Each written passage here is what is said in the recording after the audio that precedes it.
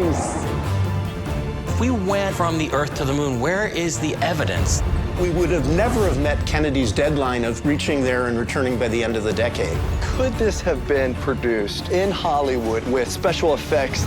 In '69, we landed on the moon. NASA stands for never a straight answer. Maybe there was no moon landing. We are go with Apollo 11. Good luck and Godspeed. July 20th, 1969.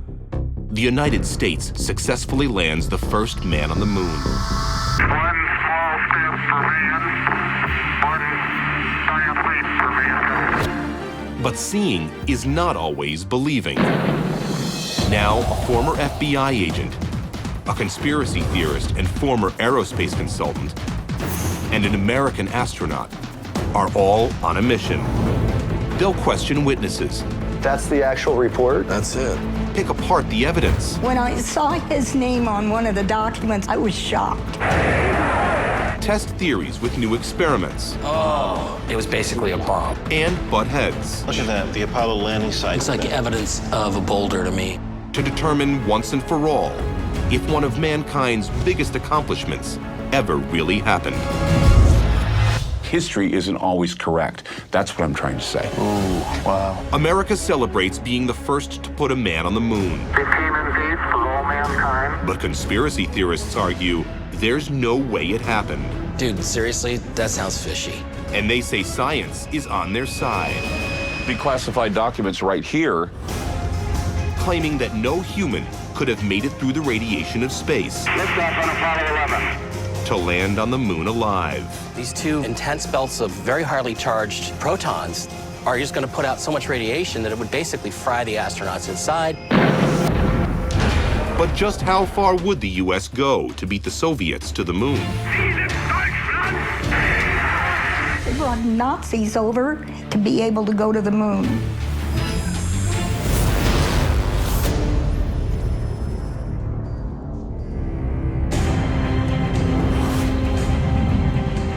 Look, there's evidence there from Mike. the rover tracks. Excuse me if I'm skeptical.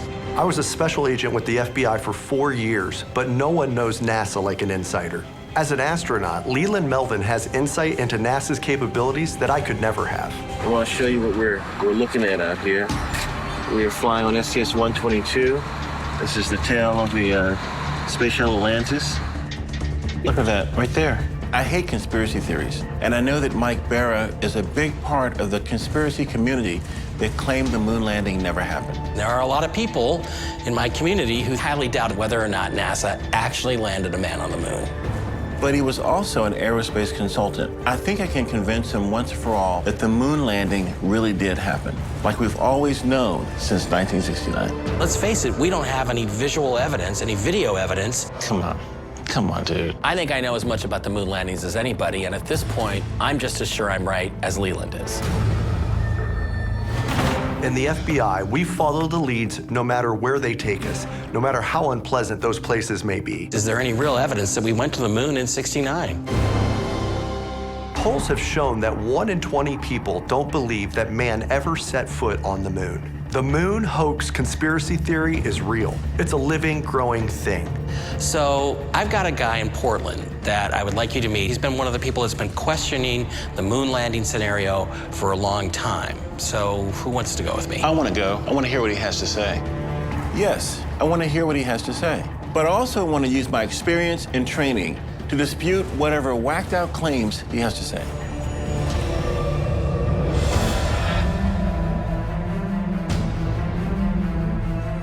I'm taking Leland to see Clyde Lewis. Clyde's a leading conspiracy theorist and the host of Ground Zero, a nationally syndicated radio talk show. I want Leland to see that conspiracy theorists aren't just tinfoil hat-wearing geeks. Most are extremely intelligent and have done the research to inform their opinions. Clyde could be a real eye-opener for him. For years, he's had a lot of questions about the moon landings, you know, whether it really happened, why we really went. You know, I really hate this. How do you take visual proof and scientific data and just say it never happened? These conspiracy theories are just crazy. He's a fairly grounded dude, so that's why I take him seriously. Grounded is good. Yeah, we like grounded, right? Mike and I have very different opinions on what grounded means. This will be an interesting conversation.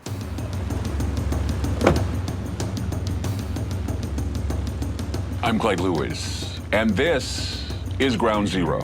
Tonight, a major discussion about Project Horizon from the 1950s. It was a very ambitious effort by the military here in the United States to have space dominance. Of course, they wanted to plant a flag on the moon. Clyde, how are you, man? Good to see you, Mike. This is Leland. I'm Leland, man. Leland, good Nice to to see meet you. you. Good to meet you, too. All You right. bet. Thanks for bringing us over. Oh, it's good to have you guys here. This is where it all starts, so. Mission control. It like? is. It's mission control. It's a lot like what you're used to. You know, a little bit more than what I'm used to. Right. I'm known as the guy, at times, the guy that questions the 1969 moon landing. You know, there were the rumors that before the moon landing, to put a moon base up there. So militarizing the moon? Yeah. Is that what? It was a military objective in the beginning to have an outpost on the moon, and it was called Horizon. Is there any proof that this happened? And you have something? Yeah, I have declassified documents right here that show that the proposal began in the 1950s. I believe 1957, 1958. First, a dream of Wernher von Braun, already discussed by the Russians long before that. Wernher von Braun was an aerospace engineer who designed rockets for Germany during World War II and later became the pioneer and architect of the U.S. space program. This is before Kennedy. This was even before NASA was formed. Clyde is presenting documentation for the earliest plans of the moon mission. But I haven't seen anything disproving the moon landing in 1969. Clyde, if they're this desperate to get to the moon, that they were willing to invest this amount of money and time and effort, and this is actually, you know, in some ways, it's a more ambitious project than even Apollo was. Well, that's exactly right. It was an ambitious project. We're looking at 250,000 miles out. I think a lot of people don't understand that that's how far the moon is. You know, the technology at the time was same equivalent as a toaster oven. Pretty, you know, primitive. I mean, we have more advanced technology in our cell phones. But why do you think we would fake it? PR. The Russians actually were ahead of us in the space program long before we landed anything on the moon. We were racing to the moon. We wanted to show dominance. I mean, we were like the fat kid on the track looking at the athlete going, I'm going to run a race. I'm going to beat you. I want to be like him. I want to be like him. You got to understand, what if we sent Armstrong to the moon and he walks off the limb and immediately gets sucked into the moon and he's like grasping for air, and here it is on national TV? They wouldn't want that, would they? I'm trying not to laugh here. This is a radio host telling a former astronaut that NASA didn't have solid data on the gravity of the moon and atmospherics. There is no doubt that we fired 3 astronauts into space.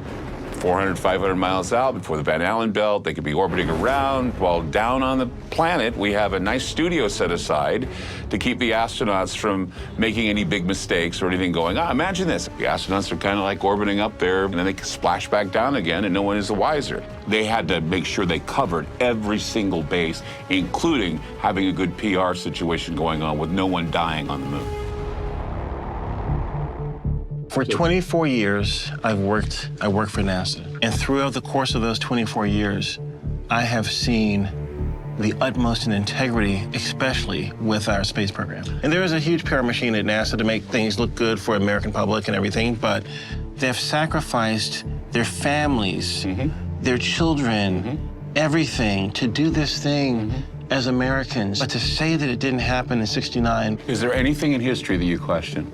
Do you believe that all these things started the way they told you? Do you believe that history told you the truth? I think there's revisionist history. You know, and that's the thing, is that it's people who manipulate the story. When you question the manipulation, immediately you're a villain for doing so. No, I'm doing it because I want to believe. I want to believe that my astronauts didn't lie to me. In fact, my heart tells me they didn't.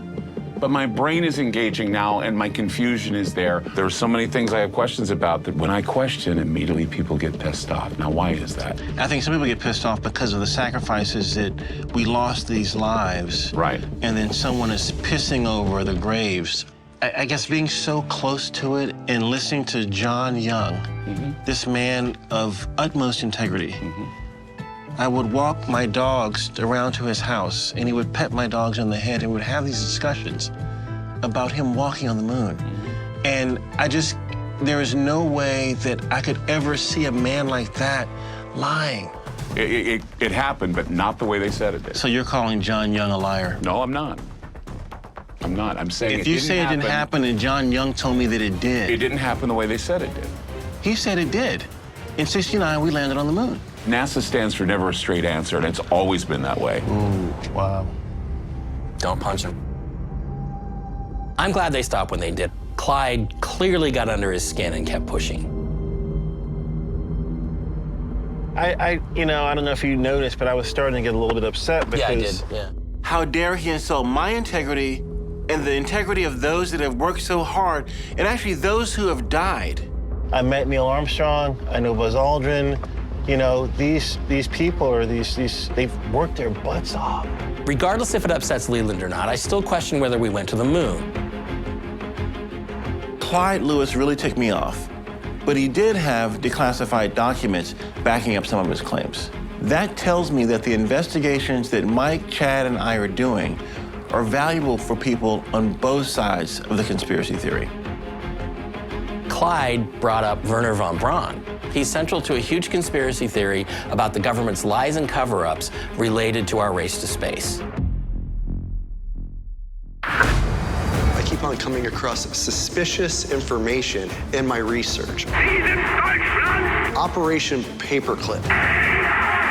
When I saw his name on one of the documents, I was shocked. Would we have gone to space without these Nazi scientists and engineers?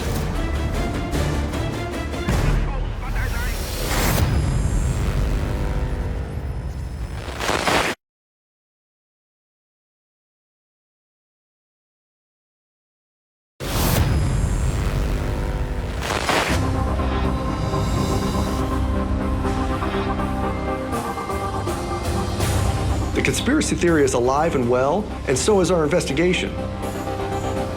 I keep on coming across suspicious information. Operation Paperclip. One of the more intriguing stories lurking behind the moon landing. Apparently, a secret U.S. government operation back in the 1950s to bring former Nazi scientists. Nazis? Yes, into the U.S. to help start the space program.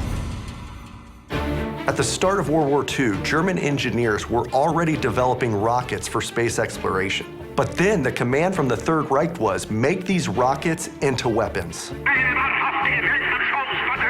This led to the development of the V-2 in the late 1930s. It was a game changer, the world's first long-range guided ballistic missile.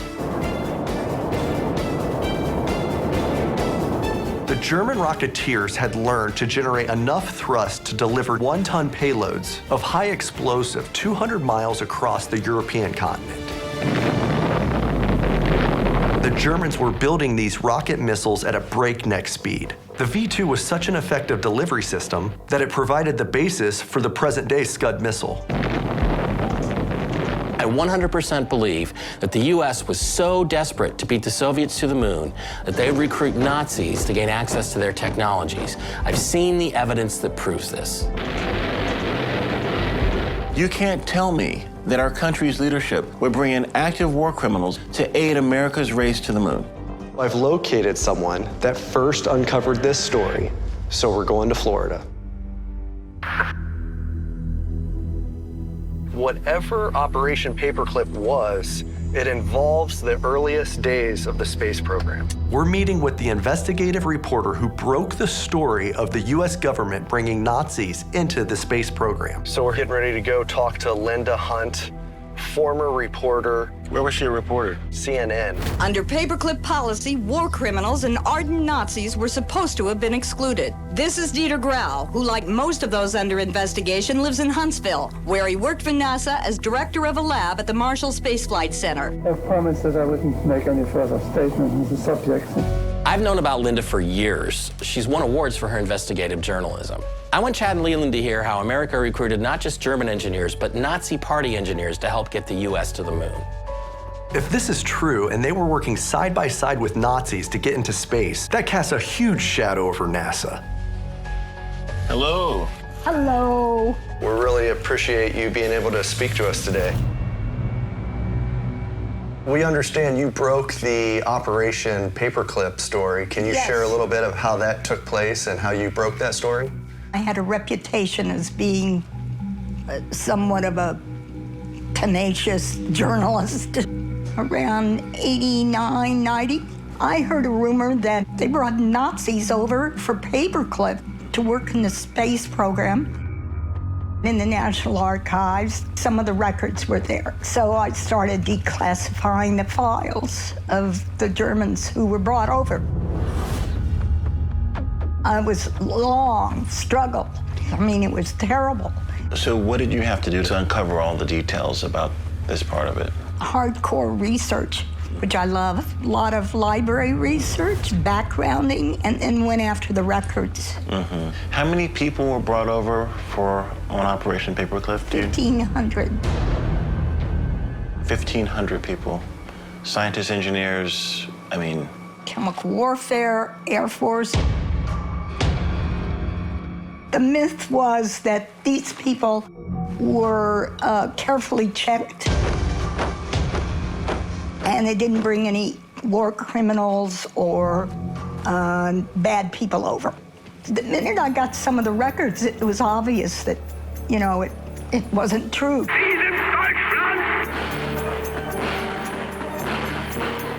The records contain background investigations done in Germany by Army intelligence, which revealed a lot about their Nazi past, which they covered up.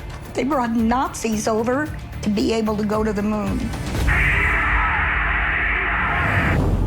They brought von Braun and 100 more to work in the space program. When Allied forces captured the Germans' V-2 rocket complex in 1944, von Braun and more than 100 of his top engineers had already worked out a deal to get themselves to the U.S. As part of Operation Paperclip, the team of Nazi rocketeers was installed at Fort Bliss, Texas, to begin work designing rockets for the U.S. Army. Paperclip was a top-secret endeavor orchestrated under the Joint Chiefs of Staff and carried out by Army counterintelligence. Wernher von Braun was really admired at NASA for his role in the space program. When I saw his name on one of the documents, I was shocked.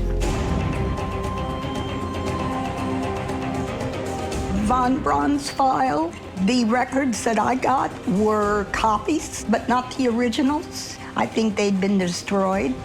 Why do you think those records of von Braun were destroyed by our U.S. government? Because they showed he was a member of the SS. Frightening, frightening. They just covered it up. The question as to what victorious nation we are willing to entrust this brainchild of ours was a moral decision more than anything else. He was a major in the SS. How did you find that out? I got a tip. And I'm assuming that tip was within the military, correct? I know nothing. Here's his SS record. NASA, the same agency that I trained and worked for, recruited Nazis to develop the very same technologies that I would utilize decades later. This is truly disturbing. It's really hard to come to terms with this. Would we have gone to space without these Nazi scientists and engineers?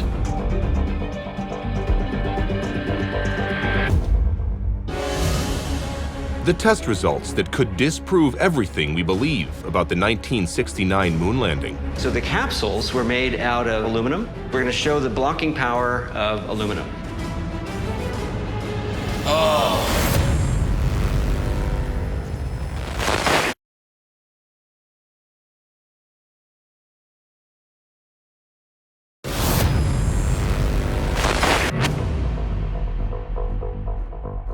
Would we have gone to space without these Nazi scientists and engineers?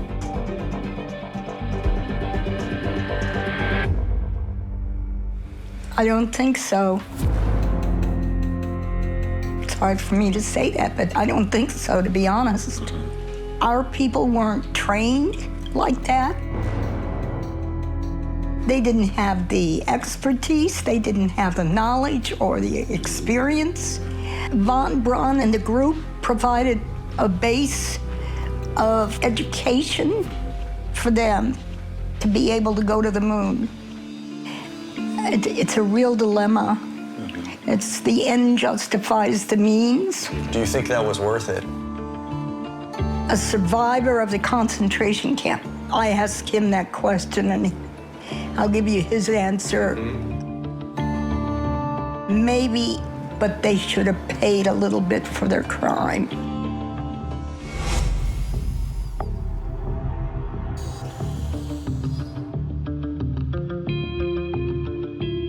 I tell you what, I'm kind of wrestling with knowing what our government was willing to overlook in order to meet its objective of trying to get to the moon first. Well, yeah, I mean, I was surprised that we've got Nazis helping us get to the moon. What Linda told us was really shocking. I had no idea how desperate we were to catch up with the Soviets in the space race. Less than 20 years after the Nuremberg trials that sentenced Nazis to death and imprisonment, other known members of the Nazi Party and SS were collecting government paychecks from NASA. If NASA can cover up a secret this big, who knows what else they've hidden from the public? Were they capable of faking the moon landing and keeping that hoax a secret as well?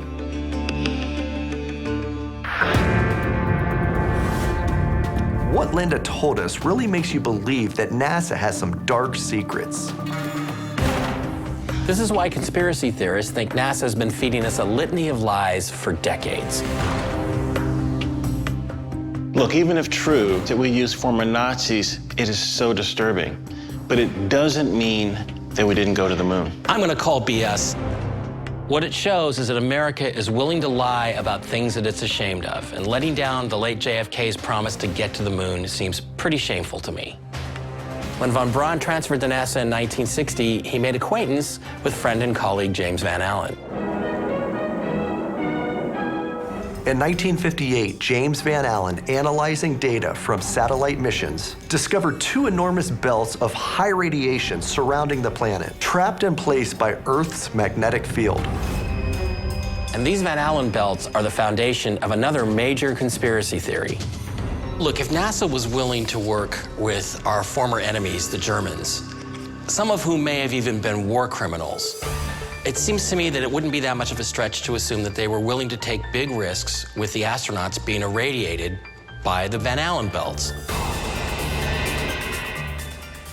Will a combination of radiation and weightlessness be a hazard on long-duration manned space flights? The strength of the radiation is so powerful, scientists at first thought they recorded a Soviet nuclear test. These belts were a huge potential threat to our astronauts. The intense radiation could have shot through them like an atomic cannonball, causing lethal genetic breakdown. Radioactivity is measured in rads, and 300 rads can be a lethal dose. The Van Allen belt has been gauged at thousands and thousands of rads. The threat that it presents is very real.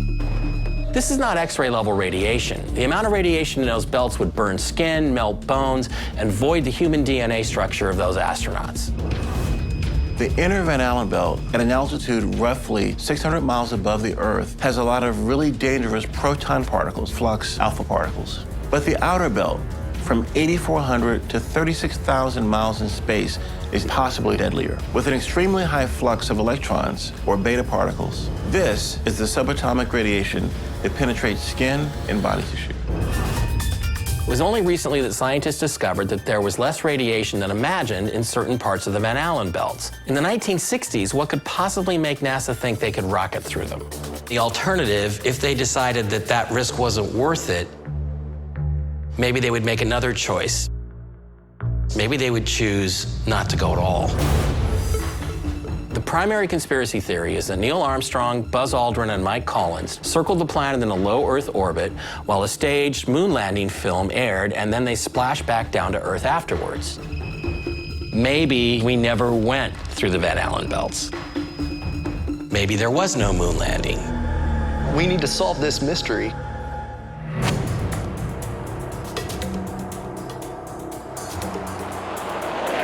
Our team is going to see the Apollo 11 capsule and investigate whether its construction is substantial enough to have survived Van Allen belt radiation. If it is, that could help prove that the craft made it through the belts, protecting the astronauts and even getting them all the way to the moon. Our engineers at NASA know exactly what they're doing. On Earth, the atmosphere and magnetic field can protect us from space radiation. But aluminum and other materials used in those spacecraft were able to absorb a lot of that radiation. That protection is what some question.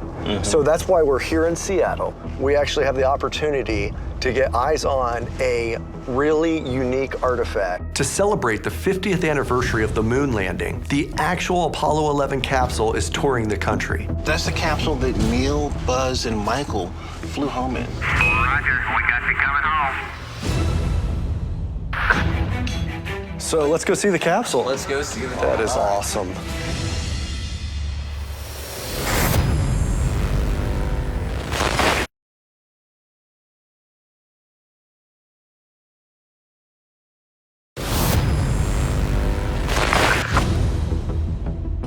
We actually have the opportunity to get eyes on a really unique artifact. Bring it. I have never seen the capsule. This makes me really excited.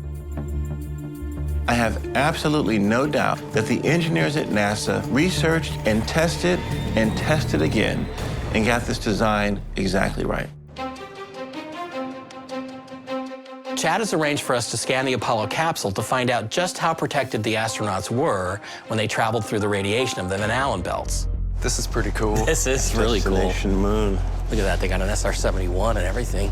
We're investigating the claim that radioactivity in space made it too dangerous to send astronauts to the moon. Well, yeah, I mean, the argument is that if we really went to the moon, you would require so much shielding that basically the spacecraft would be too heavy to get off the ground. You'd never get to the moon and get back, because you're talking about these two very, very intense belts of very highly charged protons that are just going to put out so much radiation that it would basically fry the astronauts inside. And the argument is that you would need like up to a foot of lead shielding. So I'm willing to investigate this. But dude, you know I've been to space, right? Right, but in low Earth orbit, you didn't go through the Van But you're Allen. gonna have to convince me of this. Okay. Okay? Yeah, and that's why we're here. Let's go take a look at the capsule. Find out. All right. Okay. So there it is. That is awesome. To think, 3 astronauts traveled to the moon and back in that tiny capsule, setting in motion all the events that would come next and change my life. This command module was developed and built for NASA to be the mothership of the Apollo 11 spacecraft. Ignition sequence start. The 13,000-pound capsule is about 10 feet high and less than 13 feet at its maximum diameter. An incredibly tight space for 3 men to live and work for 8 days. In total, its panels have 24 instruments, 566 switches, 40 event indicators, and 71 lights. Apollo 11, Houston, ready to go, over. Go, Charlie. Learning from the tragedy of the Apollo 1 fire, NASA had this module designed with a hatch that could open outward in 5 seconds. Earlier designs could take up to 90 seconds to open. The capsule is constructed of a stainless steel outer shell, surrounding an inner shell of aluminum with several inches of fiberglass insulation between. Since the 5,000-degree heat of re-entry could melt most metals, the outer shell also had a resin shield designed to char and melt off, absorbing and carrying away much of that heat in the process. Roger, we got you coming home. Before splashing down in the Pacific Ocean. So, you know, nobody disputes that this spacecraft went to space. What they dispute is whether it went to the moon and back, whether it could have survived the radiation environment in space. We're gonna prove that. While I have my suspicions, this is still really cool. The capsule that actually took Neil, Mike, and Buzz to space and possibly to the moon. Because we're not allowed to touch it, let alone get inside the capsule to see how thick it is, I've arranged for a team to come over. We'll be able to see how much shielding exists inside the capsule. Whenever I need high-tech gear for investigations, I call in specialists like Darren McDougall. Since we're not allowed to touch it, Darren's LiDAR scanner can compute the thickness of the capsule walls for us. Here's Darren with the scanner. How you doing? Good, how are you? Good to see you. We're really excited you have the scanner here. Can you tell us a little bit about it and how it actually works? Sure, it's a LiDAR scanner, light detection and ranging. It's gonna take positions around here and it's gonna actually create a 3D model on a computer. All right, wonderful. Well, let's see it go to use. LiDAR is the same technology used in laser guidance, archaeology, high-res map making, and in driverless cars. The footage will get an exact read on just how protected the astronauts were when traveling through the Van Allen belts. Non-contacting, non-destructive, but can get out information that's going to maybe help us solve this mystery. Yeah. Just looking at it, it doesn't look like there's the lead I think it would need to pass through the Van Allen belts. We're going to head back to the Situation Room and analyze the results. It hinges on whether there was enough protection to safeguard the astronauts. And that's actually something we can test. That has radioactive stickers. How dangerous is that right now?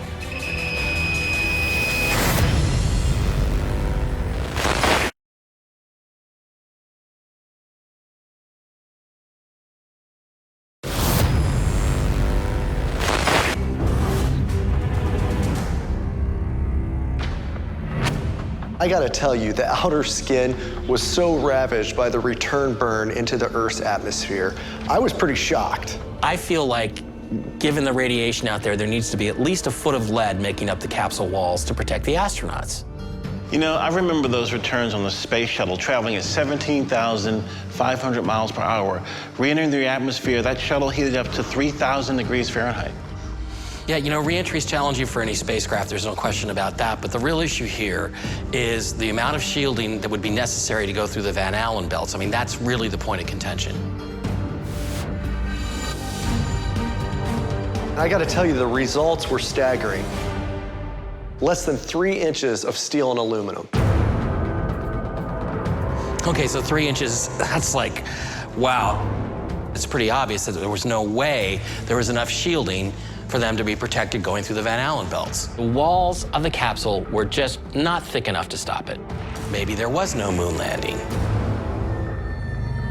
So the idea, if there's not enough shielding, is that evidence that we didn't go to the moon? Okay, 3 inches is pretty surprising, but I'm sure there's an explanation. Maybe there is another way to test this theory. Really, it hinges on whether there was enough protection to safeguard the astronauts. And that's actually something we can test. There's a team that's investigating how much protection is really needed for the Van Allen belt radiation. We're heading to the Carnegie Institution for Science, where we'll test the radiation effects on a space capsule. Whenever my investigations require analysis of energy and radiation, I go to Michael Walter and his team at Carnegie to break down the information. We're gonna need to test just how dangerous the Van Allen belt radiation was before we can draw any conclusions. We're really wanting to see what risks are posed by the radiation going through the Van Allen belts. Right. There was a lot of radiation exposure or potential during the Apollo missions, and the Van Allen belts are, of course, a big part of that. And so a lot of the conspiracy crowd have argued that in order to survive the radiation intensity that the astronauts went through, the thing would have to be built out of a lot stronger material, you know, shielded with lead, that it simply wasn't possible to go through without getting burnt to a crisp. What exactly does it take to block the radiation of the Van Allen belts? We need to understand what that radiation is all about. These are particles, and these particles are 3 kinds: protons, electrons, or beta particles, and alpha particles, which are 2 protons and 2 neutrons. The inner Van Allen belt has a lot of proton flux, and it's very dangerous. So what NASA did was simply avoid it, because it's relatively smaller and you can manage to get around it. But you can't get around the outer belt, and the outer belt has a very high flux of beta particles. Those are electrons. So what we're going to do today is test the material that the spacecraft was made of was sufficient to block most of the radiation, and that the radiation that did get through wasn't lethal because the time spent in the radiation belt was relatively short. What you're saying basically is it's not just the intensity of the radiation or the type of the radiation, it's also the exposure time that matters. Exactly. So we have a plexiglass mock-up of the capsule. We have 2 different kinds of radiation sources here that emulate the kind of radiation that exists in the outer Van Allen belt, which is what the capsule went through. That has radioactive stickers. How dangerous is that right now?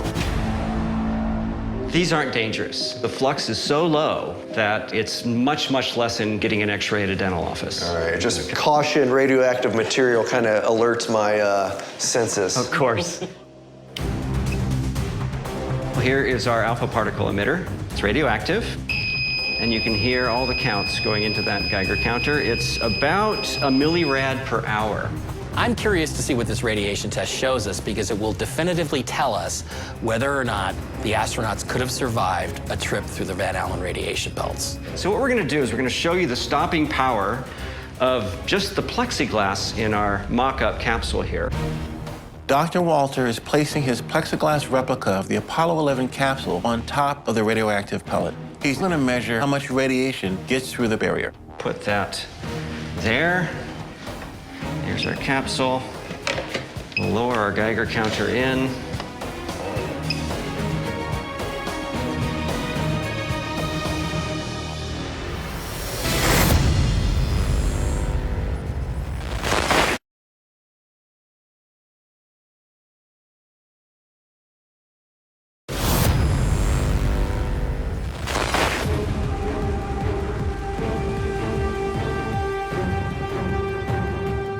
So what we're going to do is we're going to show you the stopping power of just the plexiglass in our mock-up capsule here. We're testing if the materials the Apollo 11 capsule was made of would be able to withstand a lethal dose of radiation from the Van Allen belts. Put that there. If this scaled-down test of these materials cannot block significant levels of radiation, it means the astronauts did not go to the moon. Here's our capsule. The Van Allen belts have been gauged at millions upon millions of millirads. Even a scaled-down test like this can determine the percentage of radiation that gets blocked. The disk is emitting a low dose of radioactive protons, or alpha particles, approximately 1 millirad worth. Not enough to be harmful, but we're going to see how much can get through a piece of plexiglass. And we're getting a couple of counts, 0.05 millirads per hour. With a simple piece of plastic, we're able to drop the radioactivity of alpha particles by 99%. In terms of the alpha particles, no problem. So now let's test the beta particles. There's a much higher flux of beta particles in the Van Allen belt, and they're much smaller. They're electrons, and so they can penetrate through material. So this is a crucial test. Since beta particles have a much easier time breaking through protective surfaces, they posed a much greater danger to the astronauts. We are going to put the highest flux that we can in here. Highest flux meaning? Meaning the most electrons possible. So we've got a whole bunch of disks here emitting beta particles, and you can see that the flux is about 2 millirads per hour, so considerably higher than what we had with the alpha particles. Okay, so now we're going to look at the blocking power of a thin layer of plexiglass. Okay, so now we're down to about 0.9 to 1. So we've blocked about half of them. Half of the beta particles are still getting through, and last time I checked, they don't cover you with a plastic-lined apron when you go get an X-ray at the dentist. They cover you with a lead-lined apron.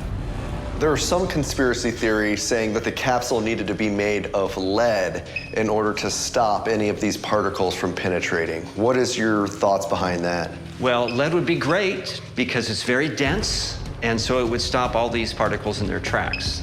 The problem is it's really, really heavy, and you would never get the spacecraft off the ground. So the capsules were made out of two materials. The inner shell was made out of aluminum, and then there was an outer shell that was made of steel. So what we're going to do here is we're going to show the blocking power of aluminum. Now we're getting to a test of the actual material used on Apollo 11.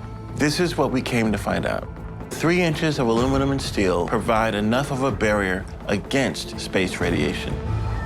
So I've got an aluminum plate, which is about 2 millimeters thick. And if you lift that up, we'll put one plate over the discs.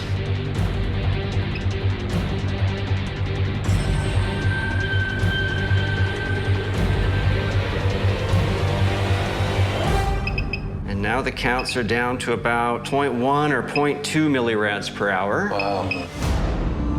So you've blocked everything in terms of the particles that are the most dangerous in the outer Van Allen belt with just plexiglass and a little bit of aluminum. Right. Well, there you go. Science wins again. All of these conspiracy theorists should have really done their homework before they started doubting the talented men and women of NASA that did send Apollo 11 to the moon. There's no doubt that before the first time that they went through, that there was an unquantified risk to going through the Van Allen belt. But what NASA knew is that they had mapped the Van Allen belt to a degree where they knew where the hot spots were and the areas of the lowest radiation flux. And so they planned their trajectories in such a way to have the minimum exposure.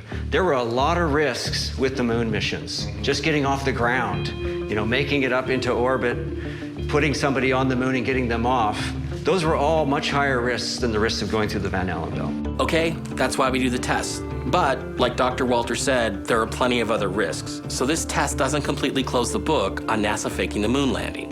You don't need lead shielding to go to the moon. You don't need lead shielding to go to the moon.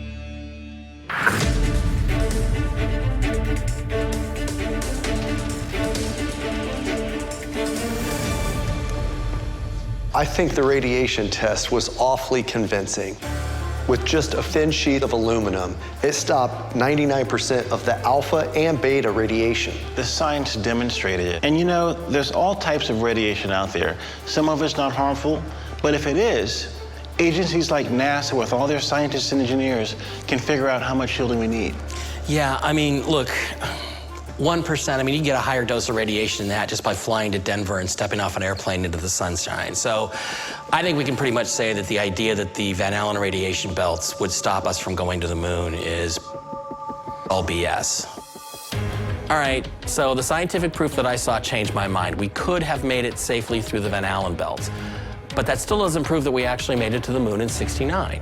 There is one other thing I'd like to bring up with you guys. Did you know that we've only scratched the surface? There are endless conspiracy theories out there. Here we go. Maybe there was no moon landing. All right, our investigations continue.